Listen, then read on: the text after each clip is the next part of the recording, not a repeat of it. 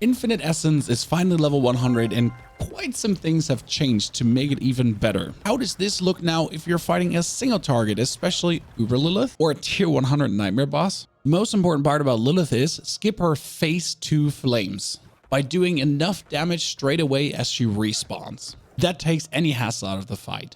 Explode some corpses, dash through, do millions of overpowers. Because if we have the 300 essence, we get a free overpower. Now she's done. That's it.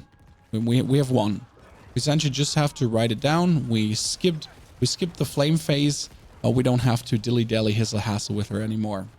But how would this look now? Tier 100 boss. That's not Lilith. Has more HP. Now, before I spill all the secrets, let's talk about the sponsor of this video, Dragonair Silent Gods. There's a link in the description below in case the next minute will get you pumped. Dragonair Silent Gods is an open world strategy RPG. And yes, here emphasis on the open world part. You're not just being streamlined through. It's heavily inspired by Dungeons and Dragons and has gotten over 5 million downloads worldwide, securing the top spot in more than 10 regions since launch. Best part, it's available on Windows, Mac, Steam, Epic Game Store. Yes, no weird launchers needed. iOS, Android, everywhere. We all know Dungeons & Dragons is the world's most popular tabletop game. And now Dragonair Silent Gods has partnered with Dungeons & Dragons and already launched the first phase of their collaboration. This partnership will introduce iconic Dungeons & Dragons characters like Driss Do'Urden and Urtu to the game, with more characters coming during seasonal content releases. During this collab, Driss will have his own independent complete storyline happening that you can play through. Dragonair Silent Gods does not only include game characters from D&D, also mechanics from the game that everyone loves. We're talking dice roll checks, creating unique characters, and tactical grid-based battle, where your decisions actually matter and decide over life or death. I've already sunken 10 hours plus into the game and I'm not planning to stop. And if you want to join, check the link in the description below and get yourself Dragonair right now. How's the dungeon before the boss? We throw on our storm and then we dash, blood surge, blood surge, blood surge, dash, blood surge, blood surge. And then we keep essentially doing this for the rest of the dungeon. And we never stop because we never run out of essence. And whenever we need a little bit of essence, we can always just dash for more because every dash restores 50 as well. On top of the essence we're anyways restoring for just existing, having corpse explosions going on, having our blood surge destroy everything. Well, you get the drift, right? But how would this now look against the boss? I mean, obviously this is working rather easy in the dungeon and we're doing millions of damage and we're never prone to death. But against a single target, might there be a few essence issues still cropping up? Fast forward. For the boss fight, make sure you have Bone Storm active and that you dash in between every 2 seconds essentially for your bonus essence and bonus damage. And then you just keep blasting more or less. I mean, we have Bone Storm active. We make another Bone Storm with our Shielding Storm and then we just stand on it and we keep blasting. We get our Lucky Hit vulnerable to refill our essence and then we just whenever we're out of essence, hold our right mouse button 2-3 times, and that's usually enough with the lucky hit to give us another 180 essence back. Activate Bone Storm again, make another Bone Storm, and you notice how the boss fight is just really running down extremely easy without the essence hassle that you usually have when you're playing this build. Oh, that's a Mother's Embrace and a Razor. What the Now what changed with level 100 gear and Paragon wise? First, the important parts. Ring of Exposed Flesh. Up to 10% chance to generate 42 essence when hitting a vulnerable enemy. That's happening all the time. This is the secret. This is how we're restoring our essence continuously. Now technically Blood Surge only has 17% lucky hit. That's horrible. But Corpse Explosion has 53% and Corpse Tendrils 29%, which means that on top of Blood Surging, and Blood Surging does 2 Novas, we're also having the Ring of Sacrilegious Souls make auto Corpse Explosions and auto Corpse Tendrils to essentially give us more lucky hits. Pair this together with a Blood Surge double Nova and lucky hit on the gloves, by the way, and you have more than enough lucky hit chance to trigger the Ring of Exposed Flesh the whole time for infinite essence loops. Now, if we run ever in any essence troubles, there's also T-Bolt's Will, which gives us 50 primary resource when we become unstoppable. Now we have our Metamorphosis Vampiric power only on level 1, which means every 2 seconds we can become unstoppable instead of every 4 seconds when it's max leveled, which means against normal rabble we'll never run out of essence, but against bosses if it happens, well, we can just dash to get more. This also gives us plus 18 essence, which is extremely important. I'll get to that in a second. Now we're also running the Flicker Step because there's no curse. Yes, no curse for cooldown reduction. That means Flicker Step is our only chance to get the Bone Storm cooldown reduction. And especially in boss fights, you want to dash through the boss to really, as the Bone Storm runs out, have the next Bone Storm.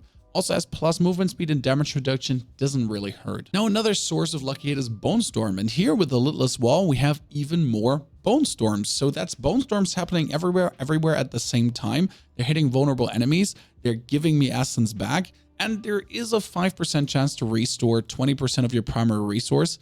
Doesn't hurt. Maximum essence here as well. Fantastic. To round this all up, we're playing the Banished Lord's Talisman, which gives us, after spending 300 primary resource, your next core skill is guaranteed to overpower. Oh, you've seen how we're now continuously restoring essence and getting essence back and having unlimited essence. So that is another source of constant overpower, and all our overpowers that crit do 120% multiplicative damage. Fantastic. Now the big change is Disobedience with a 1.1% bonus armor for 4 seconds when you deal any form of damage, stacking up to 66%. The good thing, if you have this on the chest instead of the Soulbrand chest, we're getting maximum life, total armor, any form of damage reduction, and you could still go for blood skill damage if you're looking for it, or physical damage. Now the helmet is running Shielding Storm, that we're essentially fully shielded up the whole time against anyone. As long as our Shielding Storm's running, we can never take an ounce of damage. Total armor percentage also extremely important on the helmet to really push our armor here for the 10,000 value. And yes, you saw right, this is a 22% roll and this is 24% roll. So I'm missing a total of 5 and another 7%, 12% more armor on top of this. Plus then the Disobedience bringing me on 15,000, 16,000 armor, which is perfect also for the Abattoir of Zir. The one is running the Corpse Tendrils for the more crits and the multiplier on the crit damage, which allows us to then escalate up to 10 million overpower crits essentially. And here you want overpower damage, critical strike damage. All stats is nice. Damage to slowed enemies is actually for this one terrible. Rather want to have vulnerable or core skill damage. Now why is maximum essence so important? Because we have 173 right now. Well, if we're looking again, the loop can restore 42 essence on a lucky hit.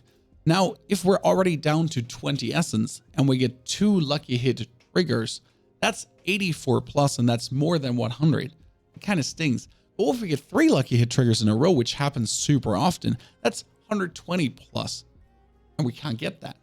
So the more essence we have, the more essence we can spend, but the more essence we can regain with a couple of lucky hits straight away.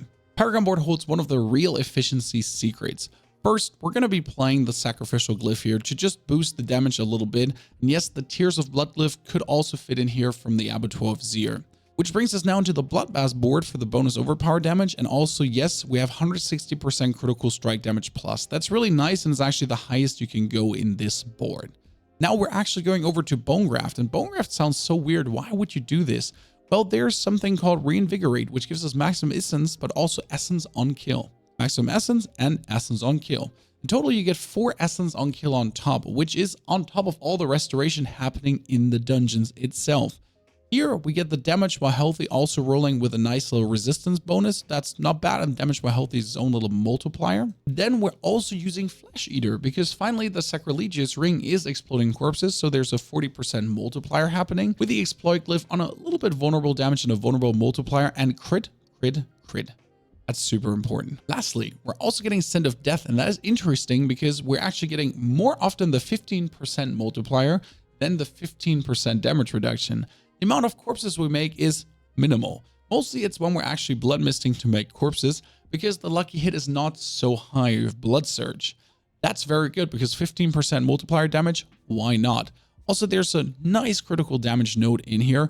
Plus, we can play the Overpower Glyph and actually get 49 willpower to beef this up. Lastly, we're going for a little damage node up here that we can't intelligence out completely. That's sad. It's 45 willpower, 22 and 22. Now, considering this cost me 1, 2, 3, 4, 5, 6, 7, 8, 9, 8, it's a lot of points. These could also be invested in more defensive measures for the Abattoir of Zir, for example, also for the Tears of Blood glyph.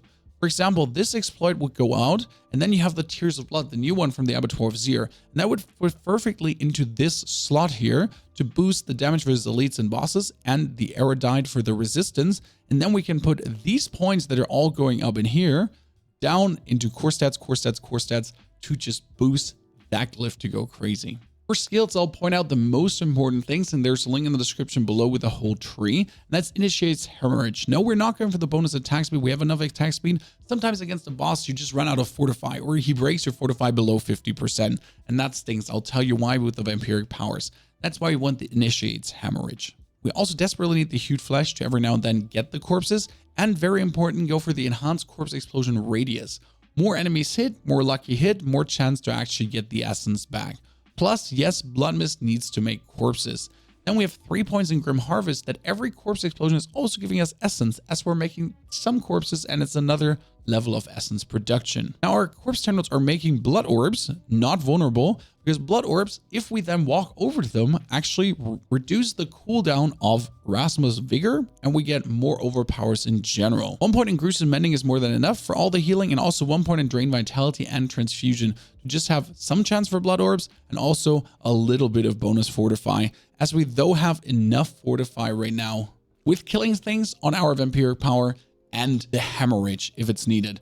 Plus 50% overpower is giving us 8% critical strike bonus, and that's what we really need. Our Curse Touch is the main piece to essentially keep everything vulnerable, because you have a lucky hit to vampiric curse everyone. Then together with Prey on the Weak, they're vulnerable. Now Prey on the Weak multiplier doesn't seem to be working, but we're essentially just playing it for the vulnerable here. Also the Ravenous for the bonus attack speed usually would play Rathmas Chosen to essentially get more attack speed, but we do not have the aspect slot for it.